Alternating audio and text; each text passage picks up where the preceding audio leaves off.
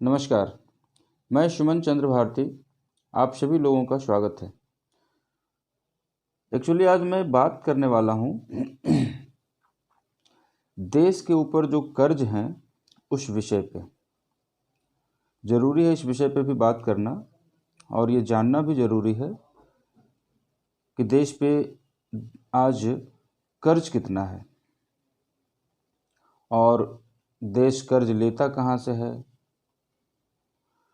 भारत सरकार पर कुल कितना कर्ज है, 2004 में भारत सरकार पर कितना कितना कर्ज था और साल दर साल ये कैसे बढ़ता चला गया। भारत में हर आदमी के ऊपर 9 साल में कितना रुपये कर्ज बढ़ा है। विदेशी कर्ज लेने के मामले में यूपीए सरकार या एनडीए सरकार कौन आगे है।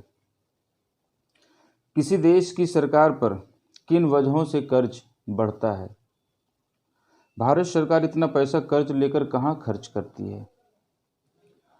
देश पर कर्ज और महंगाई के बीच में क्या रिलेशन है, क्या रिश्ता है। कर्ज और महंगाई का क्या रिश्ता है। दुनिया में सबसे ज़्यादा कर्ज लेने वाला देश कौन है। तो इन्हीं सारे सवालों पे आज विस्तृत बात करेंगे। कर्ज दो तरह के लिए जाते हैं। एक आंतरिक कर्ज होता है। कोई भी देश कर्ज लेने की ज़रूरत हर देशों को पड़ जाती है, तो दो तरह से कर्ज लेते हैं। एक आंतरिक कर्ज होता है जो कि उनके देश में जो बैंक होते हैं, जैसे भारत सरकार अगर कर्ज लेती है तो देश के अंदर जो बैंक्स वगैरह हैं, बीमा कंपनियां हैं, कारपोरेट कंपनियों से, म्यूचुअल फंड से, RBI reserve bank of India से, तो आंतरिक कर्ज देश के अंदर इन सारी संस्थाओं से लिया जाता है। और बाहरी कर्ज, विदेशी कर्ज जिसे बोलते हैं, तो आईएमएफ से, इंटरनेशनल मॉनेटरी फंड है, आईएमएफ से, वर्ल्ड बैंक से, या अपने मित्र देशों से, या वहाँ के बैंकों से, है ना।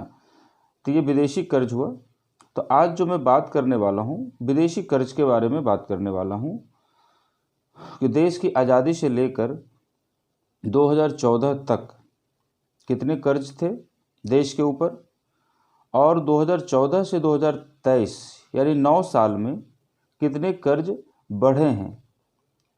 ये देश को जानना ज़रूरी है। ये हर लोगों को जानना ज़रूरी है। देश के बारे में जानने में कोई तकलीफ़, कोई दिक्कत नहीं आनी चाहिए। हर किसी को ये तथ्य जानना चाहिए। और जो भी तथ्य मैं रखूँगा वो तथ्य संसद भवन में दिए गए वित्त मंत्री के जो ब्यौरा है उसके हिसाब से है। कोई अपने मन से या कहीं व्हाट्सएप के कुछ कंटेंट को उठा के, ऐसा बिल्कुल मैं करता भी नहीं हूँ। मैं मेहनत करता हूँ। आपको कुछ बताने से पहले मैं उसका अध्ययन करता हूँ और मैं उसे लिखता हूँ, क्योंकि बोलते वक्त में हो सकता है कुछ गलतियाँ हो सकती है।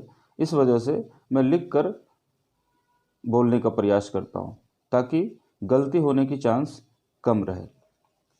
शायद कुछ लोगों को ये लगता हो कि तो लिख के पढ़ता है, लेकिन ये लिख के पढ़ना नहीं होता है। इसके पीछे मेहनत लगती है, कंटेंट ऊपर करने होते हैं। खैर, तो दोस्तों, इन सारे सवालों पे आज हम आपके सामने अपनी बात को रखूँगा। 9 साल में भारत पर 181% कर्ज बढ़ा।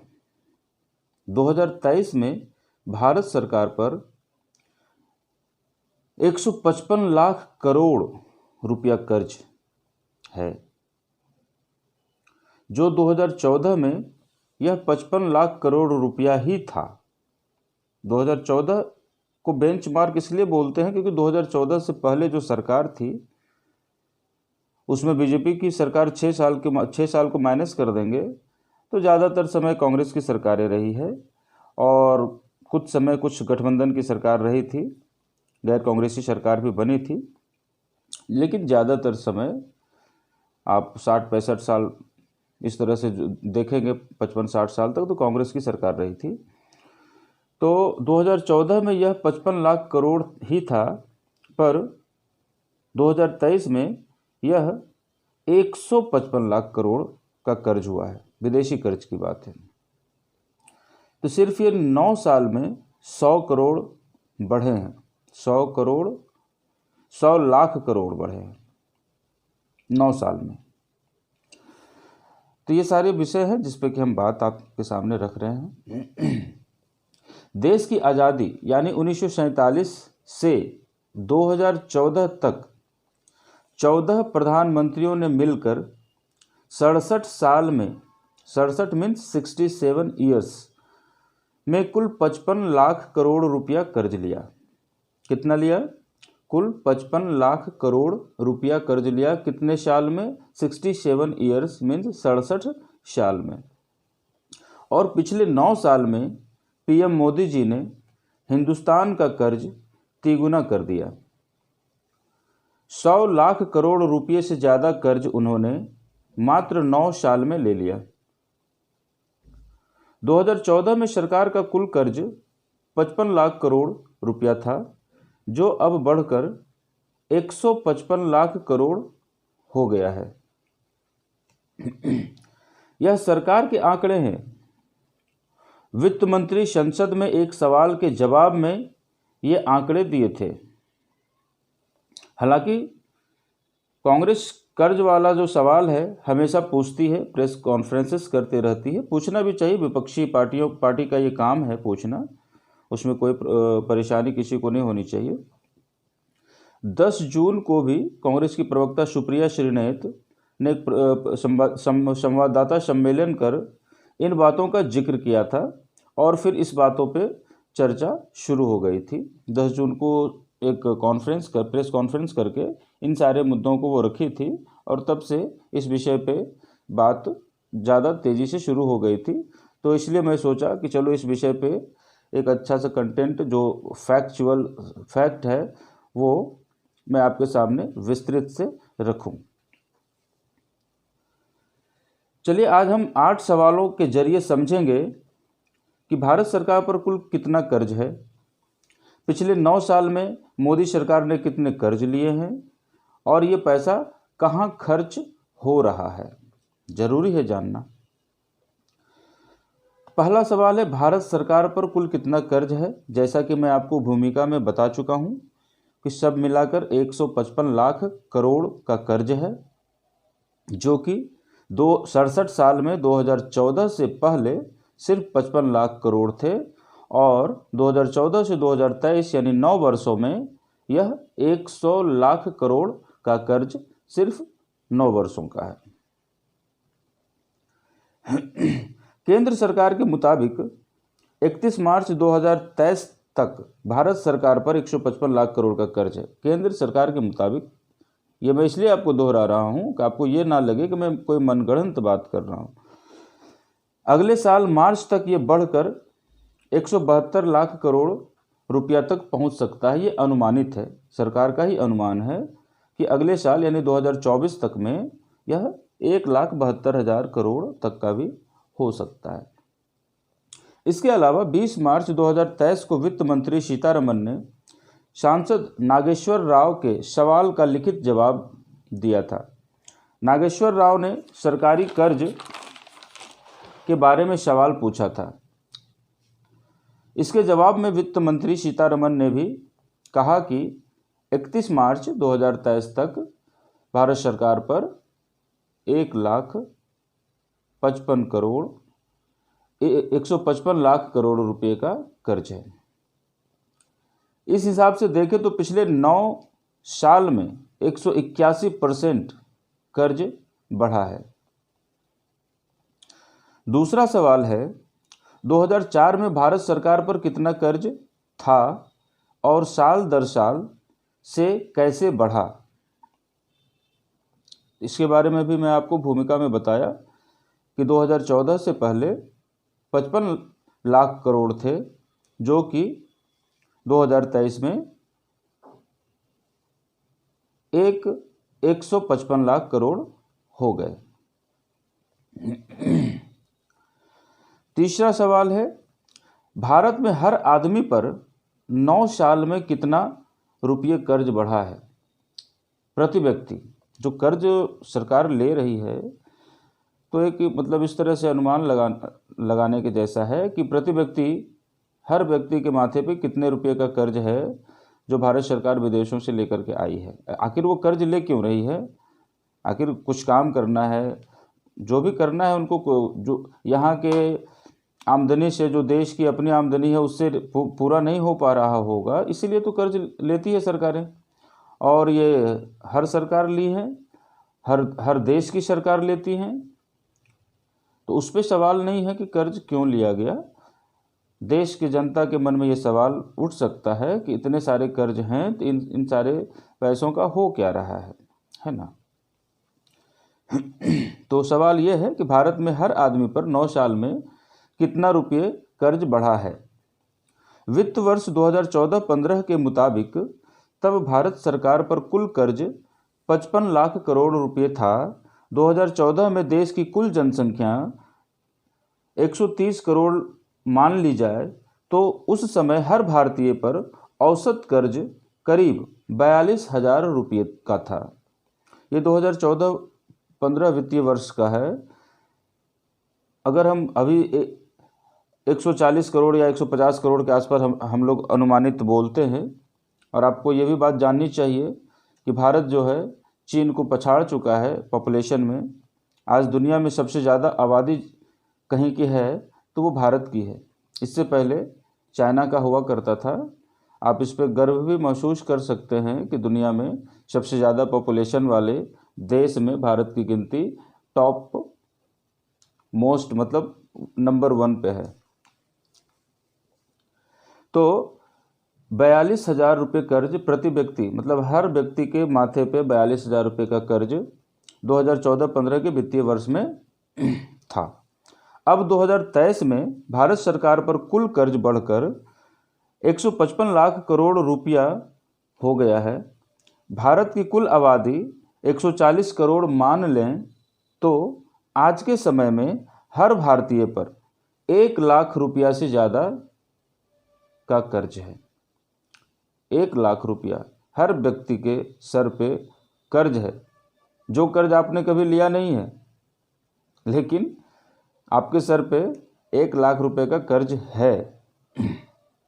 मतलब बोलने का हुआ कि जो सरकार बाहर से कर्ज लेती हैं तो उसको डिवाइडेड अगर कर दिया जाए प्रति व्यक्ति के ऊपर तो वो 1 लाख रुपया से ज़्यादा का कर्ज बन जा रहा है। कर्ज की बात करें तो 2014-15 में भारत पर विदेशी कर्ज 31 लाख करोड़ रुपये था। 2014-15 में 31 लाख करोड़ रुपये था। अब 2023 में भारत पर विदेशी कर्ज बढ़कर 50 लाख करोड़ रुपये हो गया है। 9 साल में विदेशी कर्ज लेने के मामले में यूपीए सरकार या एनडीए सरकार आगे है। सवाल नंबर 4 है कि 9 साल में विदेशी कर्ज लेने के मामले में, तो 9 साल में तो ये सरकार तो ये एनडीए की रही है, यूपीए सरकार। हाँ, ये हो सकता है कि उनका कोई एक 9 साल निकाल करके देख सकते हैं। जैसे 2004 से 2014 तक उनकी सरकार 10 वर्षों तक रही थी, तो उनमें मतलब 9 साल का कंपैरिजन कर सकते हैं इस तरह से। तो 2014 में बीजेपी ने सरकार बनाने से पहले जनता से वादा किया था कि वह भारत सरकार के कर्ज को कम करेगी।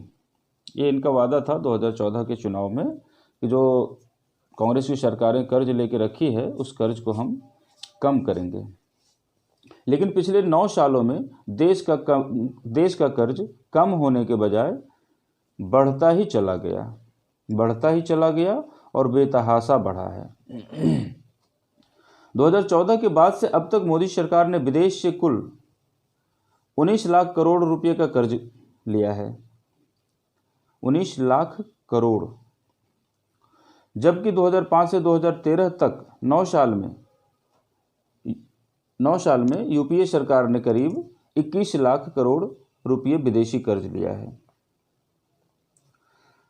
2005 में देश पर विदेशी कर्ज 10 लाख करोड़ था, यानी 9 साल में 21 लाख करोड़ रुपए विदेशी कर्ज बढ़ा है। 2014 से 2022 तक 33 लाख करोड़ रुपए से बढ़कर 50 लाख करोड़ यानी 9 साल में विदेशी कर्ज 19 लाख करोड़ बढ़ा है। इससे यह बात साफ होती है कि 2014 के बाद एनडीए सरकार में देश का कर्ज कम नहीं हुआ है। सवाल नंबर 5वां है, किसी सरकार पर किन वजहों से कर्ज बढ़ता है? किसी सरकार पर किन वजहों से कर्ज बढ़ता है, यह भी जानना जरूरी है। अर्थशास्त्री हैं देश किसी दे 5वां सवाल है, किसी देश की सरकार पर किन वजहों से कर्ज बढ़ता है? अर्थशास्त्री हैं जाने माने अरुण कुमार के एक इंटरव्यू का वाकया है जो वो बता रहे हैं कि सरकार का कर्ज 2 बातों पर निर्भर करता है, सरकार की आमदनी कितनी है और सरकार का खर्च कितना है। एक्चुअली ये सारी बातें तो सब लोग जानते हैं, आमदनी अठन्नी खर्चा रुपया, ये तो कहावत भी पुराना है, लेकिन अर्थशास्त्री का नाम इसलिए इसमें जोड़ा गया ताकि बात में वजन हो, नहीं तो ये तो सब लोग जानते हैं कि जो आमदनी है उसके हिसाब से अगर खर्च किया जाए तो सही है, और आमदनी के हिसाब से अगर हम ज़्यादा खर्च करेंगे तो कर्ज लेना पड़ता है, मनी को बोरो करना पड़ता है। तो अगर खर्चा आमदनी से ज़्यादा है तो सरकार को कर्ज लेना ही होता है। सरकार जैसे ही कर्ज लेती है इससे राजस्व घाटा बढ़ता है। इसका मतलब ये हुआ कि सरकार का खर्च राजस्व होने वाली कमाई से ज़्यादा है। आमतौर पर राजस्व घाटा तब ज़्यादा होता है जब सरकार कर्ज के पैसे को वहाँ खर्च करती है जिससे रिटर्न नहीं आता है। ऐसे जगह पे पैसे सरकार लगा देती है जहाँ से कि आमदनी नहीं होता है, रिटर्न नहीं मिलता है। 2014 के बाद सरकार का सबसे ज़्यादा राजस्व घाटा, जब सरकार का खर्च राजस्व से होने वाली कमाई से ज़्यादा हो तो उसे राजस्व घाटा कहते हैं।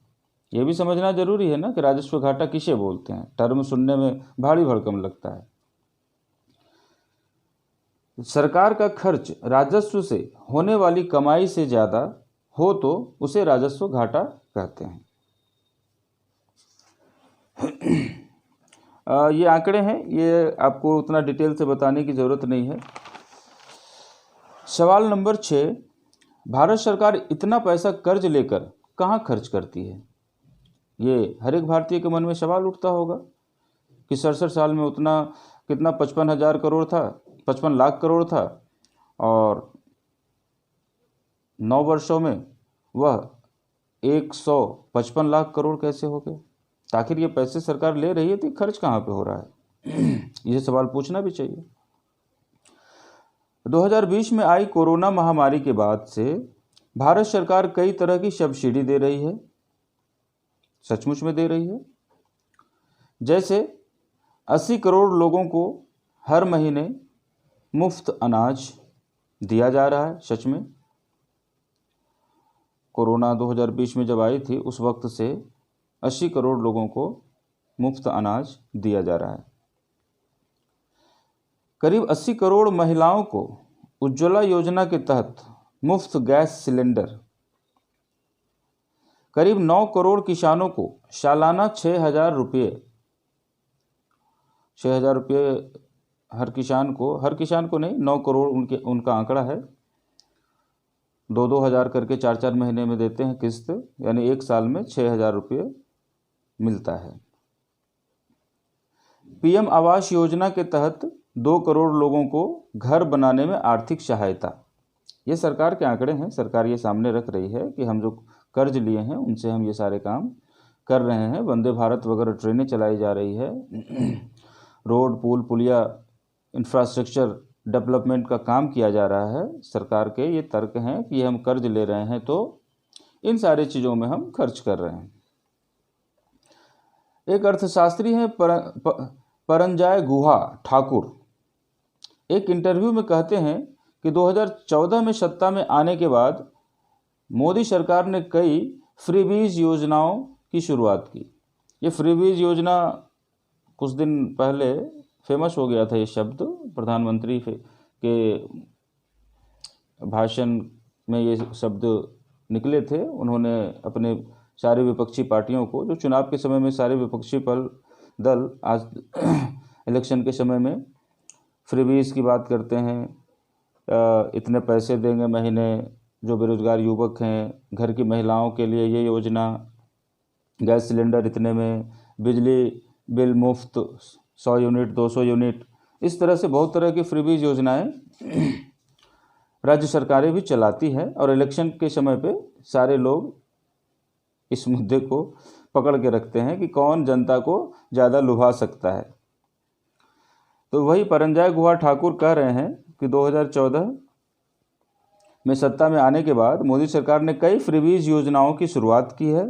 लोगों को मुफ्त की चीज़ें देने के लिए सरकार कर्ज लेती है। सब्सिडी, डिफेंस और इसी तरह के दूसरे सरकारी खर्चों की वजह से देश का वित्तीय घाटा बढ़ता है। अब वो भी एक अर्थशास्त्री हैं, उनका भी बात, वो पॉलिटिकल बात तो करेंगे नहीं, तो उनकी जो समझ है उस हिसाब से बोल रहे हैं। सवाल नंबर 7 है, देश पर कर्ज और महंगाई के बीच का रिलेशन क्या है? कर्ज इतना है और उसका महंगाई से रिश्ता क्या है? क्योंकि महंगाई भी चरम पे है, आज के समय में चरम पे है। टमाटर लोग खा नहीं पा रहे हैं, मिर्च 300, 350, 400 रुपये केजी मिर्च, हरी मिर्च। खैर उसके बारे में डिटेलिंग में जाएंगे तो फिर सारे चीज़ों का मूल्य बताना पड़ेगा, उस पर नहीं जाते हैं। सब्जियां बहुत महंगी है अभी के समय में, ये तो सबके घरों में आता होगा, सब लोग महसूस भी कर रहे होंगे। तो देश पर कर्ज और महंगाई के बीच का रिलेशन क्या है? एक सवाल जो हर किसी के मन में उठता है वह यह कि क्या देश पर कर्ज बढ़ने से महंगाई बढ़ती है?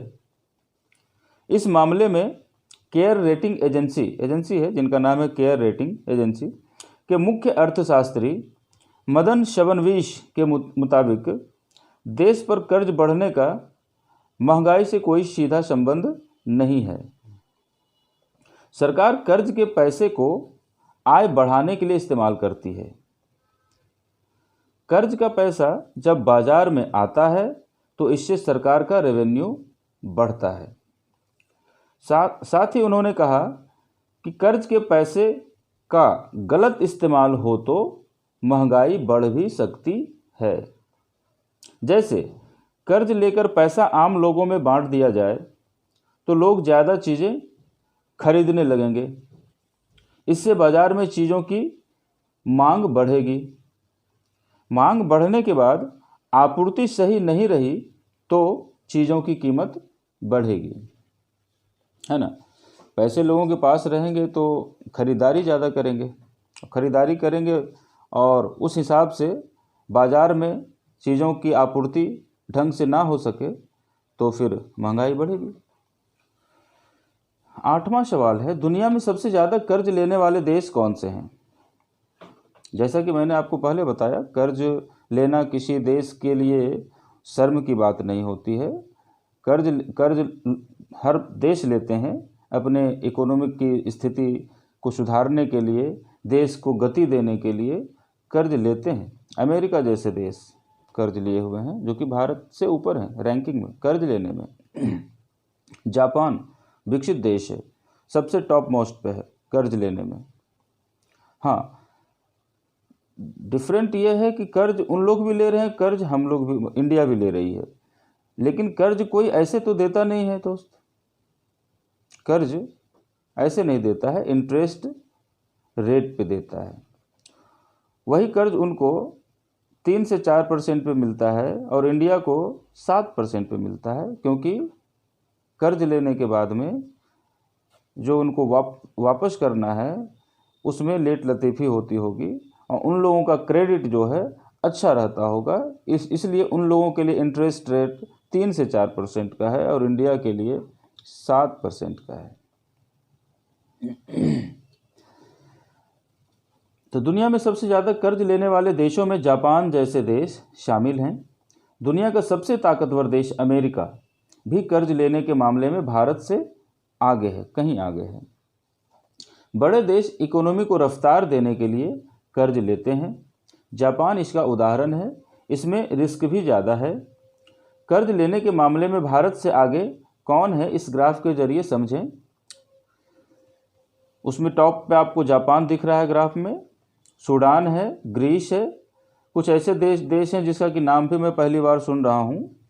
इरिट्रिया है, केप वर्दे है, इटली तो ठीक, सूरीनामा, बर्बाडोस, मालदीव, सिंगापुर, अमेरिका, उसके बाद भारत का नंबर आता है। यानी भारत से ज़्यादा जो ऊपर वाले ये सारे देश हैं, ये सारे देश भी कर्ज लेते हैं और खूब अच्छे से लेते हैं। मतलब कर्ज लेने का मतलब फिर ये नहीं हुआ कि देश गरीब है और कर्ज लेकर जी रहा है, ये बात नहीं है। कर्ज लेकर देश को गति देना होता है, देश की अर्थव्यवस्था को सुचारू रूप से चलाने के लिए, डेवलपमेंट के लिए कर्ज लेना ही होता है। इससे तो यही साबित होता है, क्योंकि अमेरिका, जापान जैसे इतने विकसित देश भी कर्ज ले रहे हैं, तो इससे यही साबित होता है। तो जीडीपी के मुकाबले भारत पर सरकारी कर्ज 90.6% है।